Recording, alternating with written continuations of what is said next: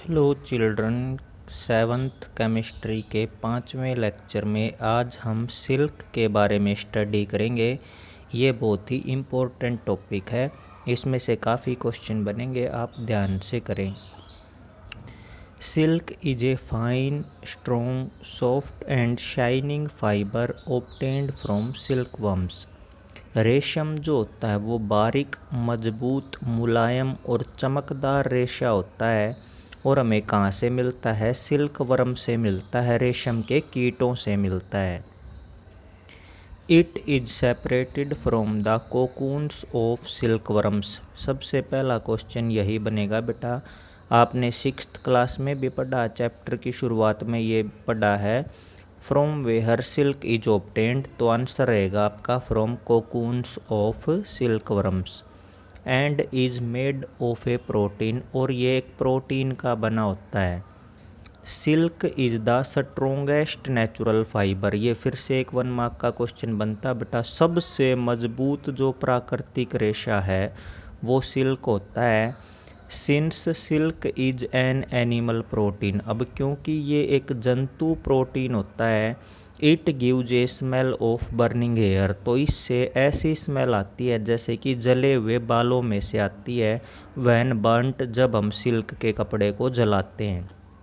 तो ये भी क्वेश्चन पूछ सकता आपसे, why silk gives burning air smell on burn, तो आंसर में आप यहाँ से लिखेंगे because silk is an animal protein, तो यहाँ से आप इसको पूरा बना लेंगे 2 मार्क का question. It is a costly fibre, यह एक महंगा रेशा होता है। Because of its natural shining appearance, क्योंकि इसके अंदर प्राकृतिक चमक होती है।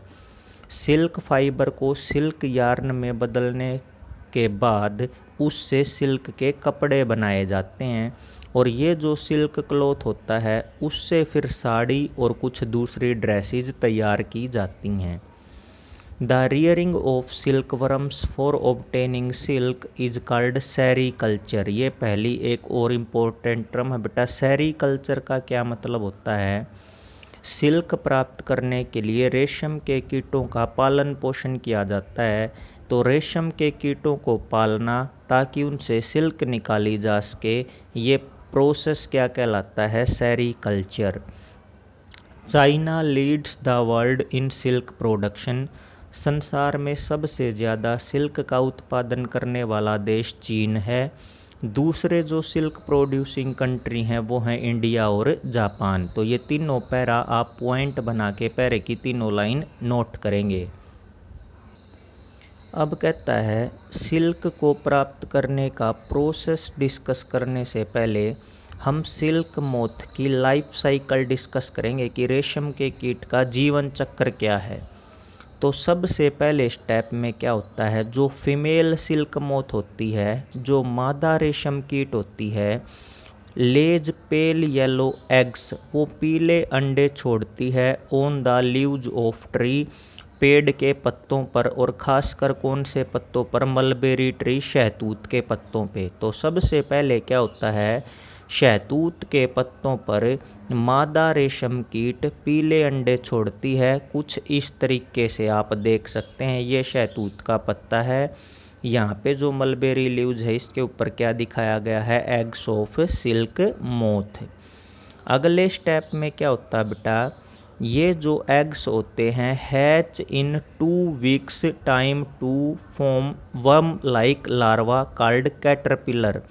इन अंडों को 2 सप्ताह के बाद जब ऑब्जर्व करोगे तो इनमें से कीड़े जैसा लार्वा बाहर निकलता है, जिसको कैटरपिलर या सिल्क वर्म कहा जाता है। तो बेटा यहाँ से 2 क्वेश्चन बनेंगे आपका। एक तो सिल्क वर्म के एग्स की हैचिंग में कितना टाइम लगता है? 2 वीक। दूसरा कैटरपिलर क्या है?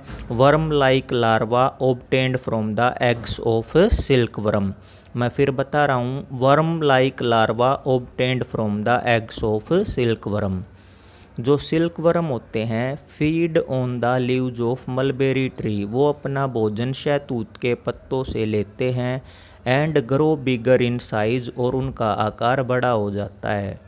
During the larval stage, larva अवस्था के दौरान silkworm shade their skin 4 times while they grow. जब उनकी ग्रोथ हो रही होती है तो वो अपनी त्वचा को 4 बार झाड़ देते हैं, जैसे कि सांप केंचुली बदलते हैं। Silk is formed in liquid form, रेशम का उत्पादन द्रव अवस्था में होता है। In the 2 glands in the silkworm head, इस रेशम को उत्पादन करने वाली जो ग्रंथियां हैं, ग्लैंड्स हैं, वो सिल्कवर्म के सिर में उपस्थित होती हैं। तो यहाँ से मैंने आपको जो क्वेश्चन बताए हैं वो क्वेश्चन आप करेंगे। यहाँ सेकंड स्टेज की बात कर रहे थे हम, अंडों से क्या निकलता है, एक वर्म लाइक लार्वा, जिसको क्या बोला जाता है, कैटरपिलर। आइए तीसरे स्टेप को डिस्कस करते हैं। जो सिल्कवर्म है, it is ready to enter the next stage of its development called pupa. Caterpillar के बाद जो अगली अवस्था आती है उसको प्यूपा बोलते हैं। ये इंपॉर्टेंट है, व्हाट इज प्यूपा। तो प्यूपा क्या है, pupa is a stage in which caterpillar is converted.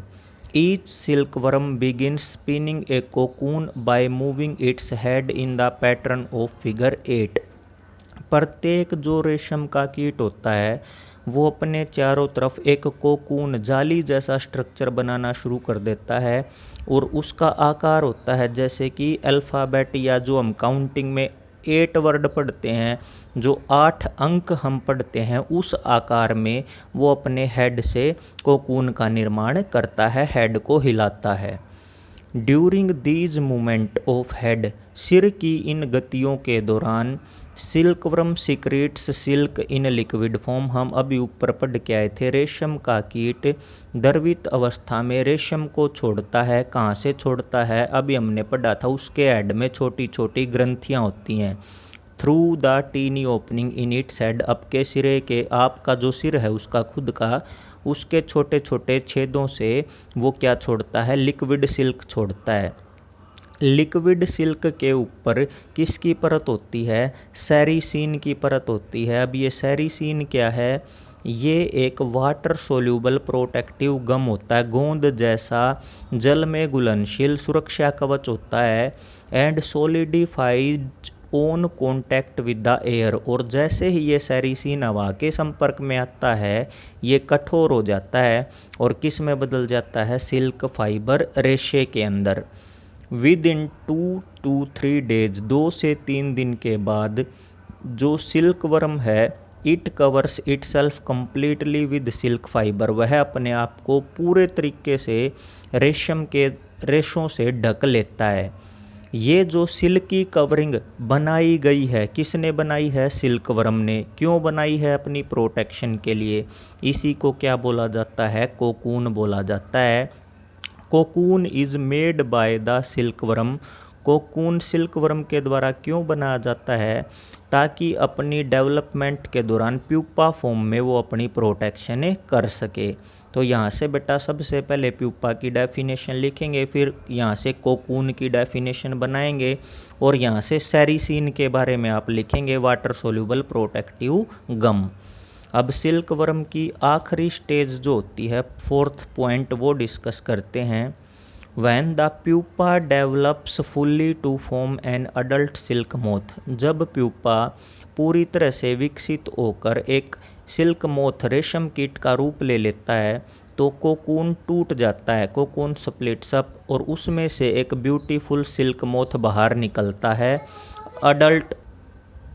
जो अडल्ट सिल्क मोथ होता है वो सिर्फ कुछ दिनों के लिए जीवित रहता है। आइए अब डायग्रामेटिक व्यू देखते हैं। 2 पॉइंट हम डिस्कस कर चुके थे। सबसे पहले सिल्क मोथ जो फीमेल है वो अंडे छोड़ती है मलबेरी लीव्स पे, वहाँ से वर्म लाइक स्ट्रक्चर निकलता है जिसको लार्वा या कैटरपिलर बोलते हैं। वो अपने आप को प्यूपा में कन्वर्ट कर लेता है। प्यूपा अपने तरफ एक नेट लाइक स्ट्रक्चर बनाता है अपनी प्रोटेक्शन के लिए, जिसको कोकून बोलते हैं। कोकून स्प्लिट होता है तो उससे क्या बाहर निकलता है, सिल्क मोथ बाहर निकलता है। ये सिल्क मोथ फिर किस में कन्वर्ट हो जाता है, एक पूरी तरह से परिपक्व अडल्ट सिल्क मोथ में। तो इस तरीके से ये जो है ये सिल्क मोथ की लाइफ साइकिल को रिप्रेजेंट करते हैं सारे स्टेज। इसके साथ ही बेटा इस लेक्चर को यहीं ख़त्म करते हैं। आपको जितने क्वेश्चन आंसर दिए गए हैं वो आप राइट और लर्न करेंगे। नेक्स्ट लेक्चर में हम नेक्स्ट टॉपिक डिस्कस करेंगे। Till then thank you, have a nice day.